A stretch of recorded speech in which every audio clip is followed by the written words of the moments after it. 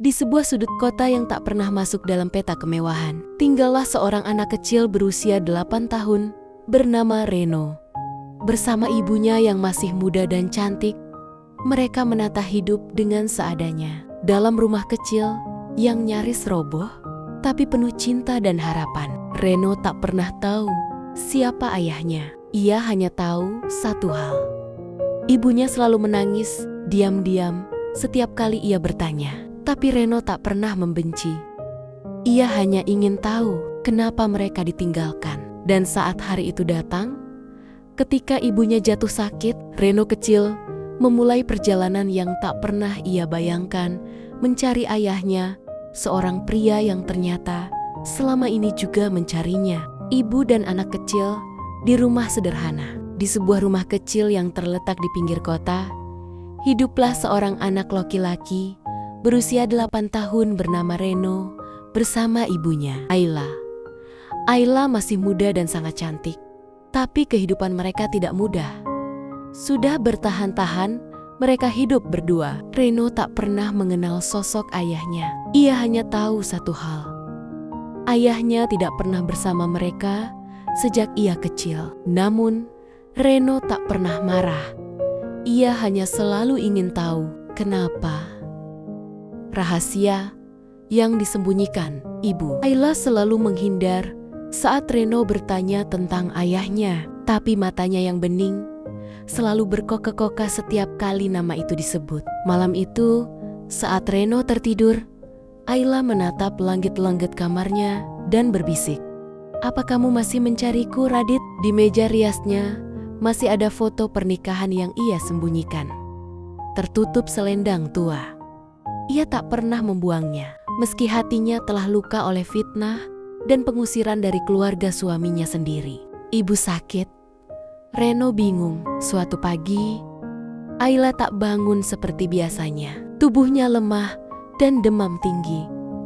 Reno panik. Ia hanya anak kecil. Tapi hari itu, ia menjadi kepala keluarga. Ia memasak air, menyiapkan bubur instan, bahkan mencoba memanggil tetangga sebelah untuk membantu. Tapi yang ada di hatinya hanya satu. Aku harus cari ayah. Petunjuk dari kotak kayu. Di dalam lemari tua milik ibunya, Reno menemukan sebuah kotak kayu kecil. Di dalamnya ada surat cinta dari seseorang bernama Radit, foto pernikahan, dan sebuah kartu nama tua bertuliskan Radit Pratama, Direktur Utama PT Pratama Sejahtera. Reno membaca perlahan. Mata anak kecil itu melebar. Ayahnya, pengusaha besar, perjalanan kecil, niat besar. Dengan uang receh yang ia kumpulkan dari celengan ayamnya, Reno pergi keluar rumah. Ia naik angkot sendirian, menanyakan alamat yang tertera di kartu nama itu. Banyak orang menatap heran, tapi Reno tak peduli. Yang ia tahu, ibunya butuh pertolongan, dan ia yakin ayah pasti akan menolong. Ayah yang tak pernah berhenti mencari. Di sisi lain kota, seorang pria tampan dan sukses sedang menatap bingkai foto tua yang selalu ada di mejanya. Radit, wajahnya terlihat tegas, tapi matanya lelah. Sudah 8 tahun, ia mencari Ayla dan anak, yang bahkan ia belum sempat gendong saat lahir. Keluarganya menuduh Ayla macam-macam. Ia terlalu percaya. Dan saat Ayla pergi, semuanya terlambat. Hari itu, asisten pribadinya masuk ke ruangan. "Pak, ada anak kecil di lobi. Katanya namanya Reno. Dia mencari ayahnya." Pertemuan yang mengguncang hati. Radit turun dengan langkah tak menentu. Di tengah lobi yang megah, ia melihat seorang anak laki-laki dengan wajah yang sangat familiar, seperti cermin dirinya waktu kecil. "Namamu siapa, Nak?" "Reno." "Reno, kamu anak siapa?" "Saya anak Bu Ayla. Dan katanya papa saya." "Bapak?" Radit terduduk. Air matanya jatuh tak tertahan. "Tuhan, ini anakku."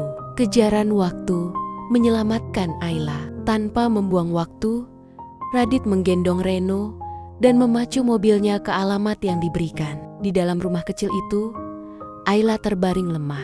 Tubuhnya kurus, kulitnya pucat. Saat Radit masuk, Ayla membuka matanya perlahan. Ia seperti tak percaya. "Radit, maafkan aku. Aku datang terlambat, tapi aku di sini sekarang. Ayla, kamu kuat kan? Bertahanlah. Demi Reno." Ayla menangis dalam pelukannya.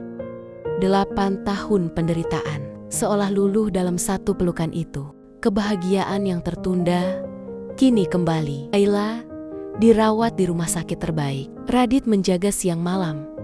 Reno tak pernah lagi tidur sendirian. Rumah megah itu kini dipenuhi tawa yang sederhana tapi bermakna. Radit meminta maaf berkali-kali, bersujud di kaki Ayla, dan berjanji akan membalas setiap air mata yang pernah jatuh. Keluarga Radit, mereka mencoba mendekat lagi, tapi Radit berdiri tegas. "Maaf, aku punya keluarga yang sesungguhnya sekarang." Akhir bahagia, awal kehangatan baru. Hari itu adalah ulang tahun ke-9 Reno.